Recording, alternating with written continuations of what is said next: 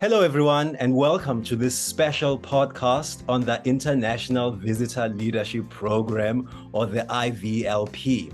My name is Mdu Ntuli from South Africa and one of the 2022 alumni from the Johannesburg Holocaust and Genocide Center.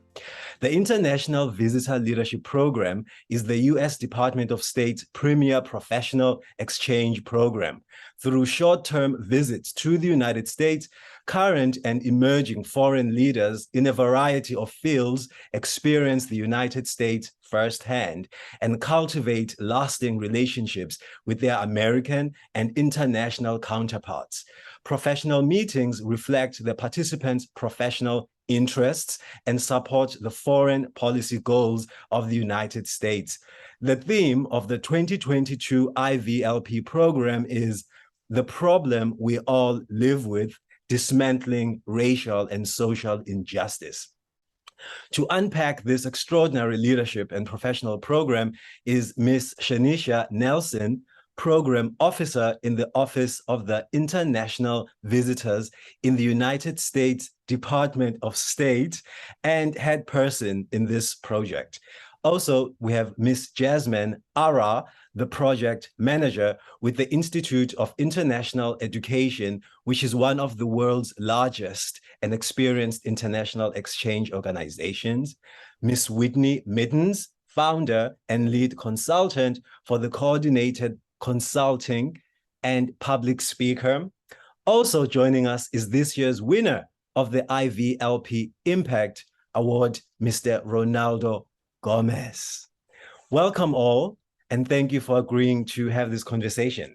Ms. Nelson, I'll start with you. You have been the critical person in choosing us, the international leaders, to participate in this program after reviewing our applications and our very diverse work interests.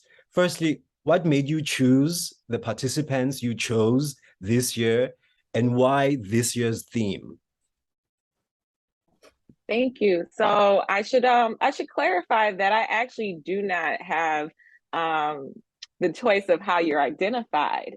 So my colleagues over at the embassies in your respective countries have done a very extensive and diligent job to identify each and every one of you as leaders in your community on this particular topic. Each and every one of you that have participated in this project have been identified as critical leaders on the ground who specialize in social and racial and other forms of injustice in your communities. And so my colleagues, I have to give a special kudos to my colleagues who have seen the work that each and every one of you have done in your communities to identify you as an excellent candidate for this program.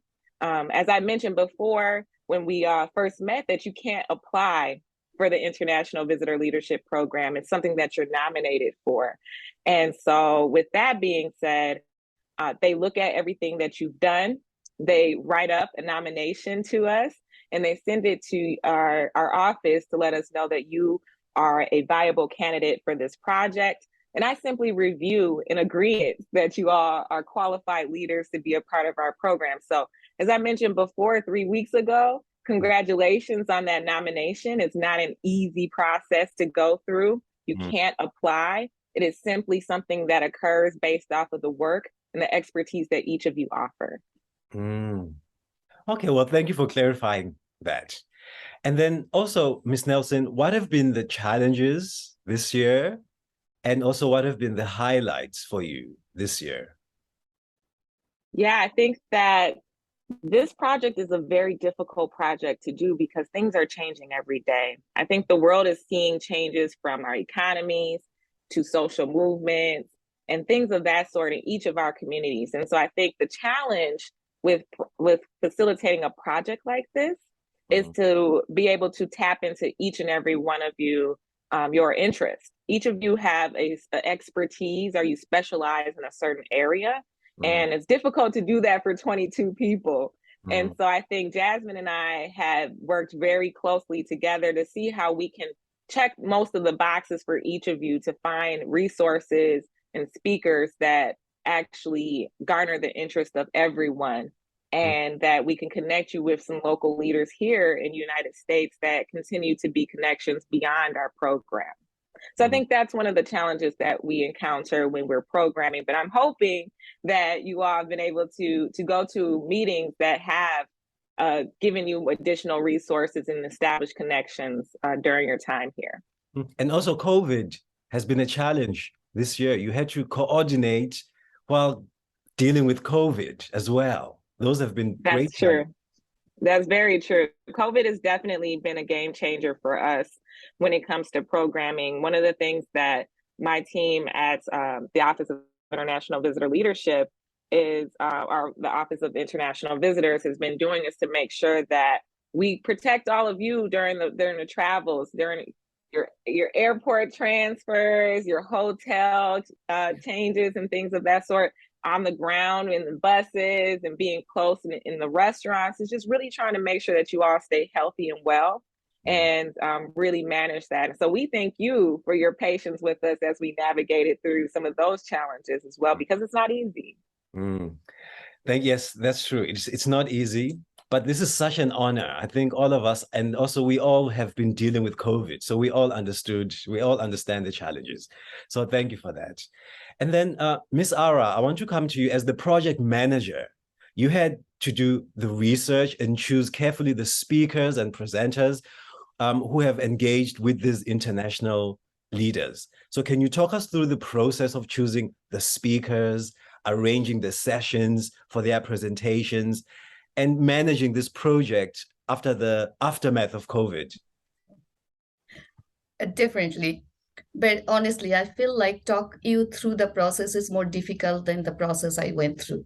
So, but okay, jokes apart, as you know, like we, the National Program Agency, IIE, the Department of State partner with us to arrange all kind of diverse projects, and the topics are so different from one to another. I'll just give a little bit behind this experiences and how we do that is like, even this year, I literally did one project on documentary filmmaking, one on sustainability and the extractive energy. You see like where I'm going, and then we'll all live with the problem we all live with. So, and my next one was going to be renewable energy. So we are, of course, not expert on every specific fields.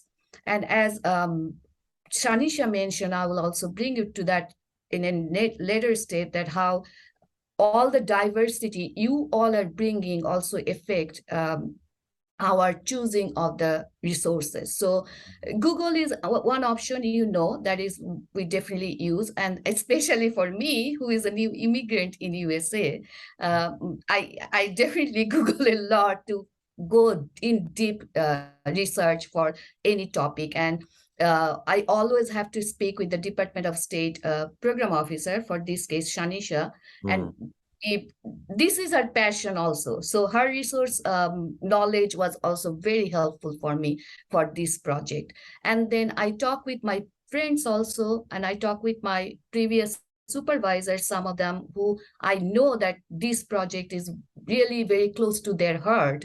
And all of them kind of helped me. Like, let me tell you the panel discussion I did for civil rights, past and present.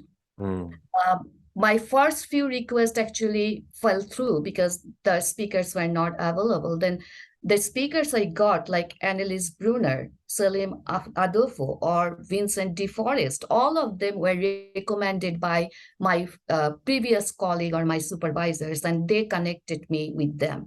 And I worked with Global Ties USA for one of their national workshop that was also on social justice. And that's where I actually met Dr. Collins, Iyer Bua, Kamara Jones, Stephen Thomas, Alison Moses, and I kept tab on them because I'm like, they're really good. I need to be in touch with them frequently. And you see, Kamara actually joined from England to meeting. And Another one I will mention, like when I had to schedule, I was trying to schedule a meeting on racial equity. I contacted Government Alliance on Race and Equality, Corporate Racial Equity Alliance, and none of them were available. And that's when Chanettia jumped in and then recommended and reached out to Dr. Amber Wheat of Office of Racial Equity. So these are like, and Shanisha also reached out to Ruby Bridges, and I didn't have to, honestly, I didn't have to do research to decide about Ruby Bridges. That's for sure. She was on top of our list, like we want her, and we were lucky enough to get her because it's difficult to get her. But even in virtually, we were very happy that we were able to get She's her. amazing. Yeah, and I have to admit, I talked with her assistant, and they literally agreed because this is a Department of State program, and you all are coming from so many different countries. That was one thing that influenced that decision. I have to admit that. So these are the few steps I have to do in DC, scheduling DC meetings, and then city speakers. It depends on CBMs. They actually sent us proposal, and then when I forwarded those recommendations, I forward my recommendation to Shanisha, and then we decide like whom to work with and whom not to. Like who will be our priority. All of them are great. Like it was not that we could not choose for time constraint. Like a lot of them were like really good speaker, good organization, but we also didn't want to burn you out. So we didn't schedule 5 meetings per day. We wanted to keep it like 2 or 3. So you have time to do other stuff. We have to consider that. But first thing we start with the objectives we receive from Department of State and your biodata. That's the combination we start. That's the basis for start looking for speakers. So, but as Sanisha mentioned, I will say it's not possible to always go in deep for every participant, but we try to keep it, accommodate everybody's skill and expertise when we look for resources. Yes, well done. It's really been a well-coordinated and well-planned program, and the speakers seem to have been chosen very strategically and very well. And even though each of us are from different backgrounds, but we've all found something interesting about each speaker and each presenter, something useful for us in our work. So well done for that. Thank you very much. And then what have been the highlights for you this year, and maybe a little bit in previous years as well? What have been the highlights? This year, definitely, I will start with by saying that, as you mentioned, COVID, that's our main challenging factor right now. And it's putting us, not only this project, it actually put me into my previous project also in a lot of challenges because all 4 of our IELTS were COVID positive. And it was also very challenging for me. And I have to mention, though we know that life is not full of certainty or there's no like challenges, but when we put into those challenges and we put into the uncertainty and unpredictable time, that's when it becomes difficult to work with people because that we are not trained. We are not army. We are not like trained people to deal with uncertainty and unpredictability. And that's the main challenge for me, like when I'm working on. And as you understand, IVLP projects have a lot of stakeholders. It's not just like what I want or what Shanisha want. 20 of you, there are IELTS, there are CBMs, and then speakers. Like a couple of them had COVID positive and then they could not join. It was last minute uncertainty I had to deal with. Like call them, they're like, oh my God, I'm in an office emergency, or I am in COVID positive situation. So those are very challenging. But I would say like I rather see people are very cooperative, very understanding, and very helpful to face those challenges. So that's one of the challenges we are definitely facing, not only me, but I felt that's very, for me, an exceptional experience for this year. And I'm sure that's helping me to be more professional in that and more experience on this field. But I would like to also, like, there are quite a few other experiences I have, and I would like to share a couple with you. Like, my first year in IVLP, I worked with a group of people, actually. They were mayors from Africa, and they were here. Their project was empowering community to counter violent extremism. Oh, And that was a very interesting project. I still remember them. Like it's almost 5-6 years ago, but I still remember them. That was a very good group of people. They're mayor from different cities in Africa. And they visited an organization in Boston. And that organization was actually working on nurturing and training women leadership for empowering community. So that's where they went and visit that. And my rewarding part is like, after a couple of months of that project, I received an email from one mayor, and he shared with me how he started similar organization in his city to empower women and also encourage them to become the leader. So you understand, it's in Africa. I yeah, was so touched, and I'm like, go for that.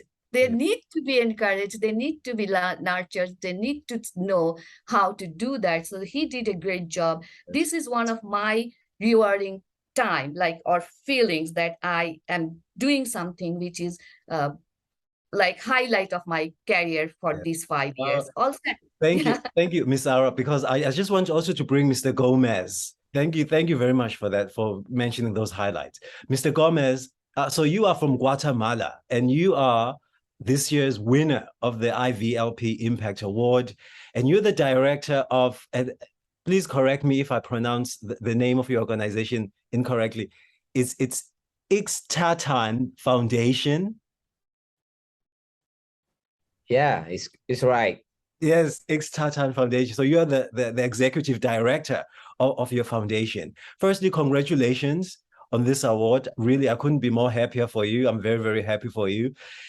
Can you tell us a bit about yourself, very, very briefly, and about your foundation and what this award means to you going forward? Okay, good morning. Thank you for inviting me in this conversation. Of course, it's a pleasure for me share my opinion, my ideas. Yeah, I am the executive director of the Ixtatan Foundation. Actually, is U.S. foundation, but all its operation is in Guatemala. So the project for me is important because my foundation we focus on education. So my foundation is providing different kind of educational project for young people, disadvantaged young people in the rural area of Guatemala. So that is basically our work through this foundation in Guatemala. Oh, wow. That's interesting. And so this award going forward, what does it mean? And also, how did you come about to receive the award?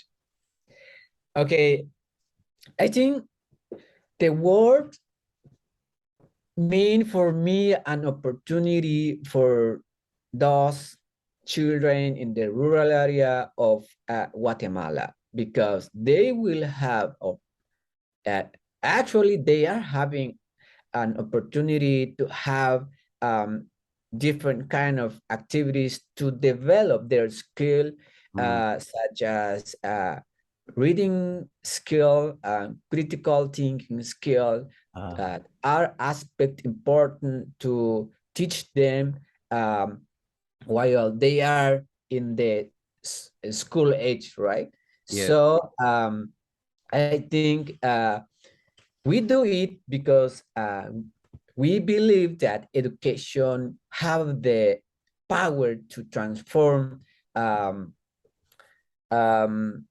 the situation of youth people to better and commitment, maybe personal and professional life for them, because education is key for development. So I think that's meant for me this project. Yes, wow. Well, congratulations. I think you're amazing. In my interactions with you, I've been very impressed with you. So congratulations. I'm very happy for you. Thank you for that. I really appreciate. Yes. And now I want to bring Miss Mittons in. Miss Mittons, as a public speaker and moderator, and you have facilitated many of the sessions and conversations with the presenters and these international leaders. This makes your role a very crucial and critical one in interacting with the participants and making the connection to this year's theme through dialogue. When you agreed to take on this challenge and work, what was your intention? So in agreeing to do this work, my intention, I can really say, was more twofold. I wanted to really support the participants in their understanding and their processing of the entire experience. So that was the most important thing, was for me to, because understanding, reading their bios and knowing who they are, where they're coming from, these are outstanding, dynamic, and people. So I did not doubt that they would be able to truly grasp everything that was coming, but I wanted to be able to support them in the unpacking and the processing and really contextualizing for them. The other part, I'll be perfectly honest, somewhat selfishly, was I had the intention of learning from the group. Whenever I go into opportunities to facilitate and to process, I do expect for it to be a dialogue, for there to be a talk back and forth.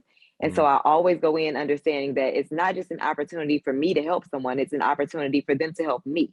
It's an opportunity for me to gain a lot. So the title of this position is subject matter expert. But in being an expert, I understand a part of expertise is being an ongoing learner, a lifelong learner. There's always something to gain. So in me wanting to support and help process through this, lead some dialogue, facilitate some dialogue, I also had a very strong intention about listening as well, about taking things in as well. And I can say I learned a lot from this group that's going to shape how I move forward in the work that I do.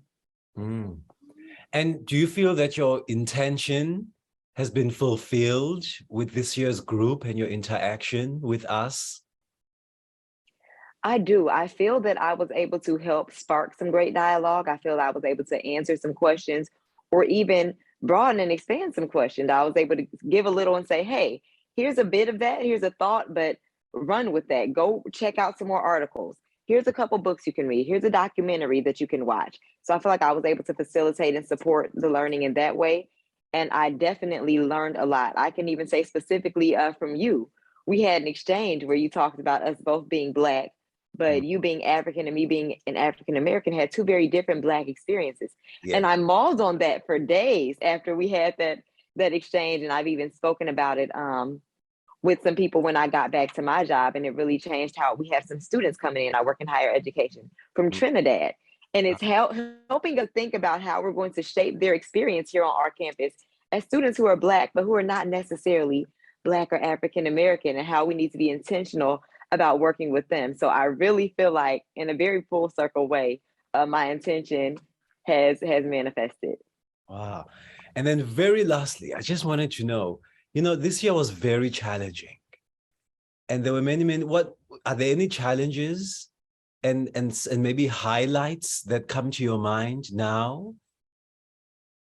I would say the biggest challenge that I ran into was the time constraints. There were often things that I would have liked to be able to get through with the group, more robust conversation, but we had to, even when our Q&A with our presenters, with our meetings, it always seemed to get cut off.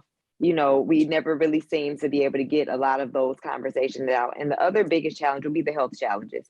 Yeah. It was so great to meet everyone in DC, and it was difficult to, along the way, kind of lose people because every single individual added so much to the experience. So, and starting with everyone in the room and not having everyone there, in person, shall I say, as we went along, was a bit of a challenge. And from my end, I just showed up and worked with you all, but I can imagine it was a really huge challenge on the part of the participants, of having your group kind of dismantled and having to re-gel and reform every time, and also the people who are putting things together, figuring out flights and arrangements. So I think that kind of was a bit of a distraction from the overall cohesiveness of the program, which is out of our control. But hoping to work with this organization again and to be able to move past some of those things in the future. Mm. Thank you very much, Whitney. I think you handled everything very, very well, and as a public speaker, I thought it was very impressive, and how you coordinated all the challenges, and how you were able to connect the emotional content of this theme with the academic content that we have to deal with, and the reality that we have to deal with. I thought you were able to translate and interpret these two worlds very, very well. So thank you very much. And then lastly, Ms. Nelson, I'll end off with you in the few minutes that we have. And this is a very personal question that I always like to ask. What has been your intention for this year's program, and do you feel that it has been fulfilled? Yeah, so I hope you don't mind me circling back real quick to talk about a highlight for this program, because I think it's really important to acknowledge that. Last year we had this project the first time in IVLP history. And we do a lot of projects on diversity and inclusion, children's rights, women's rights, Indigenous persons, things of that sort. But we've never intentionally done a project on social and racial injustice in the Black community in America. And so it was an honor, and it was exciting to be able to actually have this discussion, and for the State Department to intentionally have the conversation with our international visitors for the first time in IVLP history. And it was an honor to be able to welcome all of those participants last year in 2021 virtually. It was even more so an honor to be able to welcome some of you here in the US in person, knowing that it had been challenging, as we mentioned before, with COVID, to have in-person projects. And so that to me is a highlight, to be able to finally meet some of you in person, to be able to continue the conversation, knowing that it's not a conversation that's just had once or twice, but it's an ongoing conversation. And to be able to see you all here, to welcome you, and to even see some of you become alumni through our virtual program and come back in person, to see you get impact awards that I was able to watch and witness on a panel, and see your names come through, and you benefit from the resources that our program has to offer. It was an amazing experience. And so I would personally say, yes, I feel that we have accomplished a lot. There's still more to accomplish. There's still a conversation that needs to continue to be had. But I do strongly feel that Jasmin's team has done an amazing job facilitating meetings and discussions with the different resources in Tulsa, Chicago, Montgomery, and in DC. And I'm thankful and grateful that each of you have taken time out of your busy schedules to come and be a part of this experience, and to go back home and share that with your peers in the community. And so I do think within the highlight is the success of this program, the 3 weeks of being able to bring you here in person and to be intentional about those conversations. Each of you are experts in your own ways, and you're very knowledgeable. And so you add value to the program. I can plan out things for 3 weeks with Jasmin, but the real value and the real success of the program is your participation and the feedback that you give us, the conversations that you have with the resources, and the knowledge you share with them. And those are things I have no control over. So I want to thank you all for being here and being a part of a very important discussion with your peers in the group, but as well as our resources, because I'm sure they've learned so much from each and every one of you. Yes. Wow. Thank you. Thank you for that. It's really been an honor for me, and I know for everyone else, it's really been an honor. So thank you, Ms. Nelson, and thank you, Ms. Jasmin, and thank you, Mr. Gomez. Thank you very much, Whitney, for this conversation. Thank you. Thank you for inviting us. Thank you. Yeah, thank you for the invitation. Thank you. And for you, the listener, for more information and resources about the International Visitor Leadership Program, please visit their website, which is eca.state.gov/IVLP. Thank you to all our guests and international leaders in this year's program. Keep well, everyone. Thank you.